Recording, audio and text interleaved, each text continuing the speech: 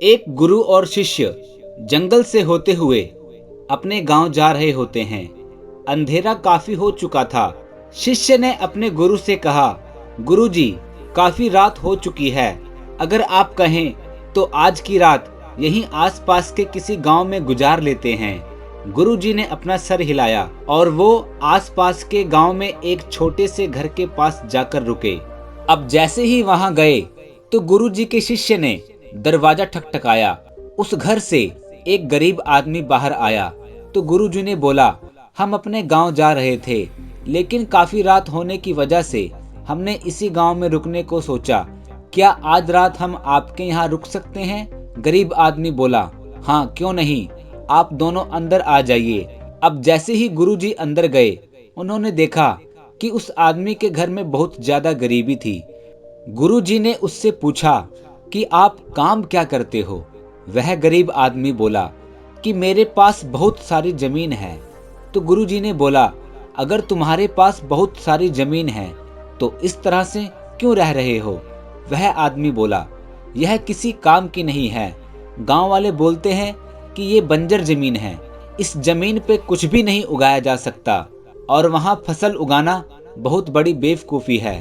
तो गुरुजी ने बोला कि तुम्हारा गुजारा कैसे होता है? उस आदमी ने बोला कि मेरे पास एक भैंस है जिससे मेरा पूरा घर चलता है। यह सुनने के बाद गुरुजी सो जाते हैं और रात में जब सब लोग सो रहे होते हैं तब गुरुजी अपने शिष्य को उठाते हैं और उस गरीब आदमी की भैंस लेकर अपने गांव चले जाते हैं। शिष्य अपने गुरु से पूछता है कि गुरुजी, कहीं आप ये गलत तो नहीं कर रहे?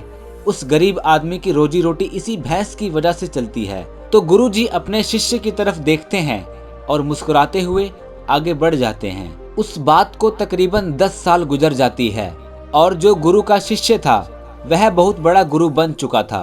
तो एक दिन उन्हें उस गरीब आदमी की याद आती है कि मेरे गुरु ने उस आदमी के साथ अच्छा नहीं किया था, मुझे एक बार चलकर देखना चाहिए कि वह आदमी अब किस परिस्थिति में है। वह शिष्य उस गांव की तरफ जाता है और वहां जैसे ही पहुंचता है तो वह देखता है कि जहां पर उस गरीब आदमी का झोपड़ा था वह एक बड़ा ही आलीशान महल बन चुका था और उस झोपड़ी के बाहर जो बंजर जमीन थी उस पर फल और फूलों के बगीचे थे। तभी उधर से उस घर का मालिक आता है। शिष्य उसे पहचान लेता है और उस आदमी को बोलता है, तुमने मुझे पहचाना? मैं अपने गुरुजी के साथ एक रात के लिए आपके यहाँ आया था।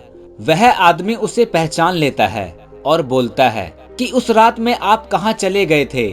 और उस रात के बाद ही मेरी भैंस कहीं चली गई थी।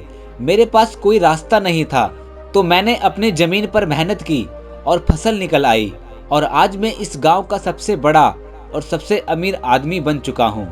यह सुनने के बाद शिष्य के आंखों में अपने गुरुजी के लिए आंसू आ गए और उससे ये बात अब समझ आई और वो रोने लगा।